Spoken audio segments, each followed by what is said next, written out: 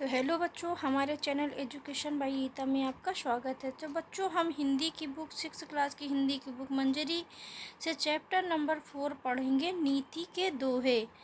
ये कबीर दास के दोहे हैं। नीति के दोहे।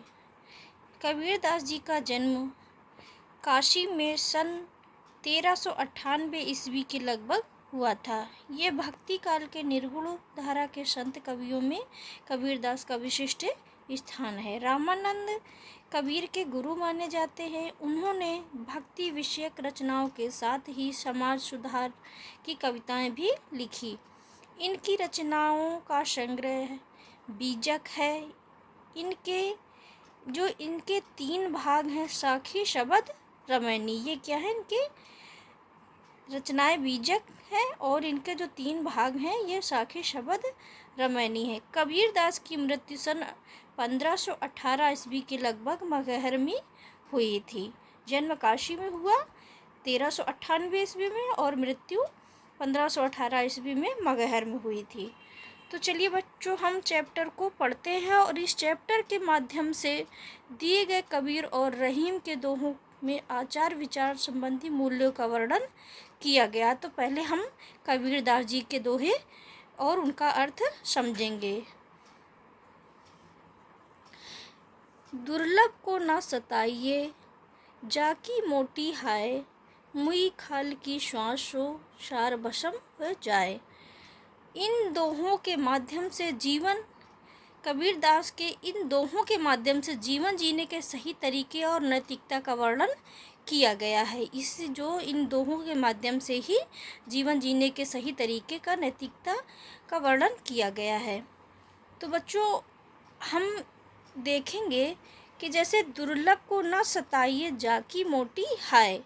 कबीर दास जी कहते हैं कि सहानुभूति और दया। दुर्लभ को न सताइए का अर्थ है कि कभी भी कमज़ोर को परेशान नहीं करना चाहिए, क्योंकि दुर्लभ मतलब कमज़ोर को न सताइए।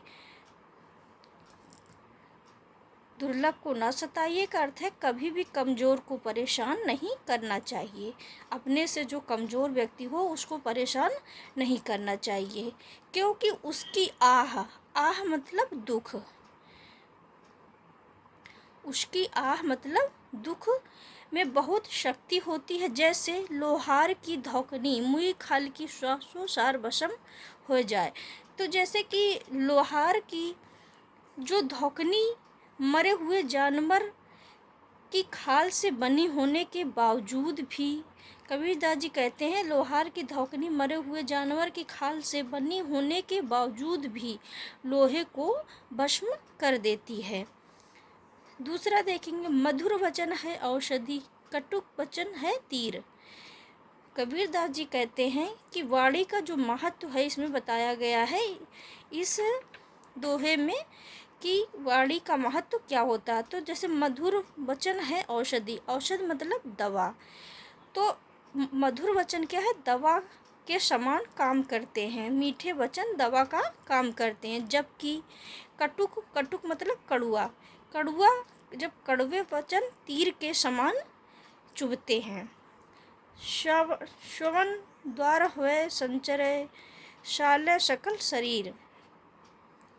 इसमें कहते हैं श्रवण,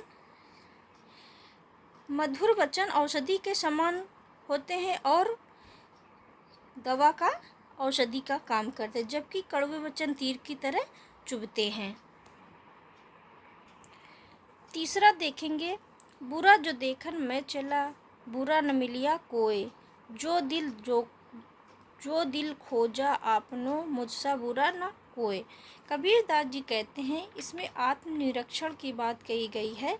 बुरा जो देखन मैं चला, दोहे में कबीर जी कहते हैं कि जब मैंने दुनिया में बुराई खोजी तो कोई बुरा नहीं मिला, लेकिन जब मैंने खुद के मन में झांका तो पाया कि मुझसे बुरा कोई नहीं है।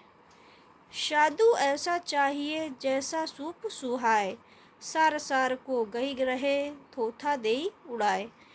इस दोहे में बताया गया है कि साधु ऐसा, कबीरदास जी कहते हैं कि साधु ऐसा होना चाहिए जैसे सूप सुहाए। सूप का अर्थ होता है कि जैसे सज्जन पुरुष को, सूप का अर्थ इसमें दोहे में बताया गया है कि सूप का अर्थ सज्जन पुरुष से इसकी तुलना की गई है। जैसे अनाज को सूप, सूप होता है अनाज को साफ करने वाला यंत्र, इसका मतलब सूप के तरह होना चाहिए। सज्जन व्यक्ति सूप की तरह होना चाहिए, जो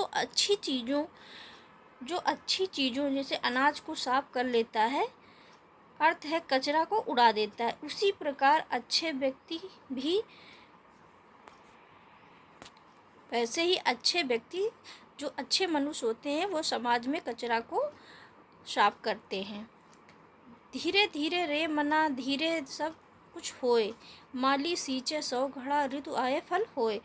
इसमें धैर्य की सीख दी गई है। इस दोहे के माध्यम से कबीरदास जी कहते हैं कि धीरे धीरे रे मना, ये सिखाता है कि हर काम अपने समय पर ही होता है। जिस प्रकार माली द्वारा 100 घड़े पानी सींचने पर भी फल केवल ऋतु आने पर ही लगते हैं, वैसे ही सफलता के लिए धैर्य जरूरी है। मनुष्य को जीवन में धैर्य बना करके रखना चाहिए। तो ये कबीरदास के दोहे थे। बच्चों, आपको वीडियो अच्छा लगा तो लाइक करना। Thank you.